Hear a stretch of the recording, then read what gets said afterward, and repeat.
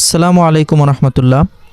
যারা মহিলাদের অভিভাবক বা মহিলা তারাই শুধুমাত্র এই ভিডিওটি দেখুন, আর অন্যান্য যারা যারা ভিডিওতে ক্লিক করেছেন অনুগ্রহ করে আপনারা অন্য ভিডিও দেখতে পারেন। আমাদের চ্যানেলে আরও ভিডিও আছে, এই ভিডিওটি দেখার দরকার নেই। আজকের এই ভিডিওটি একটা বিশেষ ভিডিও, মহিলাদের একটা গোপনীয় সমস্যার ভিডিও।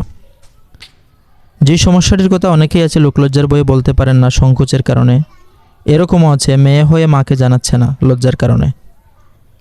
সেই বিষয়টি হলো সাদা স্রাব।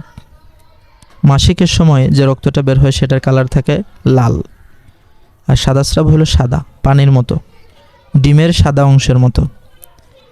এই সাদা স্রাব একটা রেগুলার রোগ, এটি হতেই পারে, কিন্তু এটি এমনও এক পর্যায়ে যায় যে এটি আপনাকে মৃত্যু পর্যন্ত টেনে নিয়ে যেতে পারে। এই জন্য খুব সাবধান।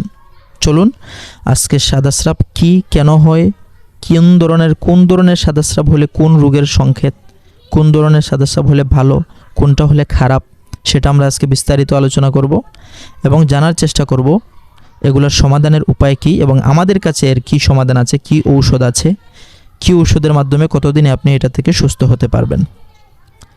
সাদা স্রাব কখন স্বাভাবিক, কখন উদ্বেগের?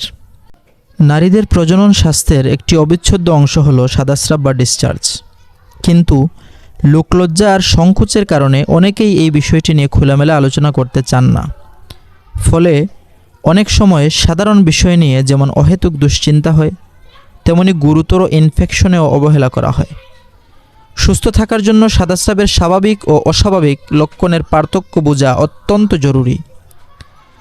স্বাভাবিক সাদা স্রাব, নর্মাল ডিসচার্জ যেটা আছে, চিকিৎসা বিজ্ঞানের ভাষায় এটাকে বলা হয় লিউকুরিয়া। এটি মূলত জরায়ু এবং যৌনিপথের একটি প্রাকৃতিক নিঃসরণ, যা জননাঙ্গকে পরিষ্কার ও আর্দ্র রাখতে এবং ক্ষতিকর ব্যাকটেরিয়া থেকে সুরক্ষা দিতে সাহায্য করে। এটা আল্লাহর একটা কুদরত। একটা রোগের মাধ্যমে আল্লাহ তাআলা আমাদেরকে সুস্থ রাখেন। স্বাভাবিক সাদা স্রাবের কিছু বৈশিষ্ট্যসমূহ। 1 নম্বর বৈশিষ্ট্য হলো রং সাধারণত স্বচ্ছ হয়। স্বাভাবিক সাদা স্রাবের রং সাধারণত স্বচ্ছ হয়, ডিমের সাদা অংশের মতো হয়। সাদা বা হালকা দুধের মতো সাদাও হয়ে থাকে অনেক সময়। স্বাভাবিক সাদা স্রাবের আরেকটি বৈশিষ্ট্য হলো গন্ধ। এটি গন্ধহীন অথবা খুব সামান্য গন্ধ থাকতে পারে, একদম অল্প, যা অস্বস্তিকর নয় এবং পাশের লোক বুঝতে পারবে না। ঘনত্ব ঋতুচক্রের সময়ের উপর ভিত্তি করে এটি কখনো পাতলা আবার কখনো আটালো বা ঘন হতে পারে। পরিমাণ এটি খুব সামান্য পরিমাণে হয় এবং এতে চুলকানি বা জ্বালাপোড়া থাকে না। এবার আসুন আমরা অস্বাভাবিক সাদা স্রাবের কিছু বৈশিষ্ট্য শুনি। অ্যাবনর্মাল ডিসচার্জের কিছু বৈশিষ্ট্য হলো, যদি সাদা স্রাবের রং, গন্ধ বা ঘনত্বের আকস্মিক পরিবর্তন ঘটে তবে বুঝতে হবে শরীরে কোনো সমস্যা বা ইনফেকশন রয়েছে। চিকিৎসকের ভাষায় একে প্যাথোলজিক্যাল লিউকোরিয়া বলা হয়। তাহলে আমরা সতর্ক হব কখন? 1 নাম্বার, রঙের পরিবর্তন। যদি সাদা স্রাব ধূসর, সবুজ, হলুদ বা গাঢ় বাদামি রঙের হয়। 2, তীব্র দুর্গন্ধ হলে, মাছের আষ্টে গন্ধ বা পচা দুর্গন্ধ হওয়া, এটা কিন্তু বড় একটা ইনফেকশনের লক্ষণ। 3, গঠনগত পরিবর্তন। যদি সাদা স্রাব টানা ছানা কাটা দইয়ের মতো কয়েকদিন থাকে, একটানা কয়েকদিন ছানা কাটা দইয়ের মতো ঘন ও দলা পাকানো হয়, এটি সাধারণত ছত্রাক বা ফাঙ্গাল ইনফেকশনের লক্ষণ। শারীরিক অস্বস্তি, যৌনিপথে চুলকানি, জ্বালাপোড়া, ফুলে যাওয়া কিংবা প্রস্রাবের সময় ব্যথা হওয়া, জ্বালাপোড়া করা, এটাও কিন্তু অস্বাভাবিক সাদা স্রাবের লক্ষণ। 5, মাসিক সময়ে ছাড়াও অন্য সময়ে স্রাবের সাথে রক্ত দেখা দিলে দ্রুত চিকিৎসকের পরামর্শ নিতে হবে, কোনো দেরি করা যাবে না। অস্বাভাবিক সাদা স্রাবের কারণ: ছত্রাক সংক্রমণ, অতিরিক্ত অ্যান্টিবায়োটিক গ্রহণ, ডায়াবেটিস বা অপরিচ্ছন্নতার কারণে এটি হতে পারে। ব্যাকটেরিয়াল ভ্যাজাইনোসিস, যৌনিপথে থাকা ভালো ও খারাপ ব্যাকটেরিয়ার সামান্য ভারসাম্য নষ্ট হলে এমনটি হয়। এটি একটি যৌনবাহিত রোগ যা পরজীবীর মাধ্যমে ছড়ায়। এখন করতে হবে কি? অপরিচ্ছন্নতা থাকার কারণে এটা হয়েছে। কিন্তু অন্তর্বাস নিয়মিত পরিষ্কার না করা বা সিনথেটিক কাপড়ের অন্তর্বাস ব্যবহার করার কারণে এটি হয়েছে। কেমিক্যাল ব্যবহার করার কারণে এটি হয়েছে। সুতরাং সুগন্ধিযুক্ত সাবান কিংবা হাইজিন প্রোডাক্ট ব্যবহার করা যাবে না। তাহলে এটা ভালো করে মনে রাখতে হবে, এগুলো প্রতিরোধে আমাদের যা করতে হবে, সুস্থ থাকতে এবং ইনফেকশন এড়াতে এই অভ্যাসগুলো আপনাকে গড়ে তুলতেই হবে। 1 নম্বর হলো প্রতিদিন জননাঙ্গ পরিষ্কার পানি দিয়ে ধুয়ে শুকিয়ে রাখতে হবে। তবে জনিপথের ভেতরে সাবান বা কোনো কেমিক্যাল ব্যবহার করা থেকে বিরত থাকতে হবে। তারপর হলো সবসময় সুতির আরামদায়ক অন্তর্বাস ব্যবহার করতে হবে, সুতির কিন্তু, এবং নিয়মিত পরিবর্তন করতে হবে প্রতিদিন। প্রয়োজনে সকাল বিকাল। খাদ্যাভ্যাস, প্রচুর পানি পান করতে হবে। খাদ্য তালিকায় টক দই রাখতে হবে। টক দইয়ের প্রোবায়োটিক ক্ষতিকর ব্যাকটেরিয়ার বিরুদ্ধে লড়াই করে। মাসিকের সময় কিন্তু সচেতন থাকতে হবে। মাসিকের সময় 4 থেকে 6 ঘন্টা পর পর পেট পরিবর্তন করতে হবে।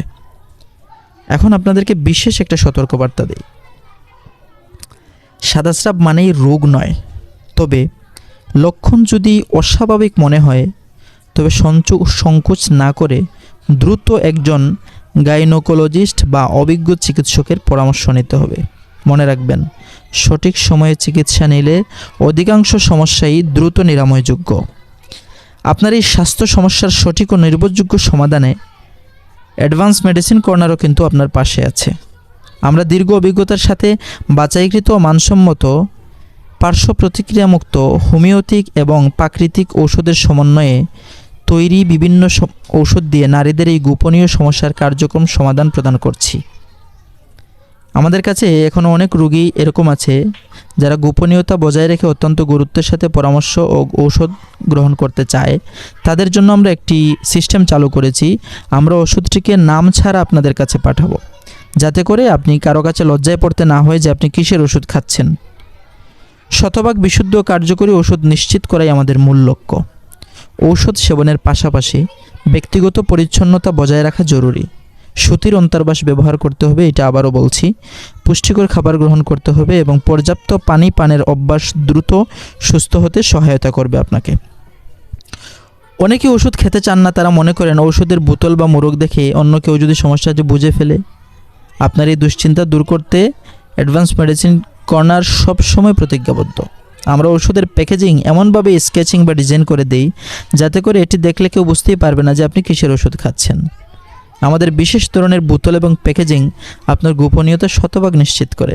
ফলে আপনি ঘরে বা কর্মক্ষেত্রে সবার সামনেও নিশ্চিন্তে আপনার ওষুধ সেবন করতে পারবেন। কেউ আপনার ব্যক্তিগত সমস্যা সম্পর্কে আঁচ করতে পারবে না। সুতরাং ভাই হন আর বোন হন, আমি আপনাদেরকে বলবো, লজ্জা বা ভয় আপনার শারীরিক সমস্যাকে আরও জটিল করে তুলতে পারে। আপনি যদি একজন স্বামী হন, আমি আপনাকে বলছি আপনার স্ত্রীকে এই সমস্যা অনেক অসুস্থ করে তুলতে পারে, এমনকি অনেক বড় রোগও নিয়ে আসতে পারে। আপনি যদি বাবা হয়ে থাকেন, আপনি আপনার মেয়ের ব্যাপারে সচেতন হন। আপনি যদি ভাই হয়ে থাকেন, আপনি আপনার বোনের ব্যাপারে সচেতন হন।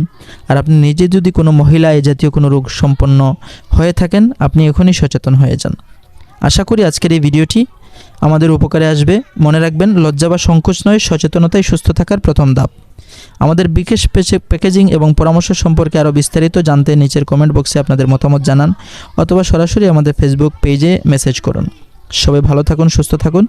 দেখা হবে পরবর্তী কোনো ভিডিওতে নতুন কোনো তথ্য নিয়ে। স্বাস্থ্য বিষয়ে কেমন আরও দরকারি ভিডিও পেতে আমাদের চ্যানেলটি সাবস্ক্রাইব করতে ভুলবেন না কিন্তু।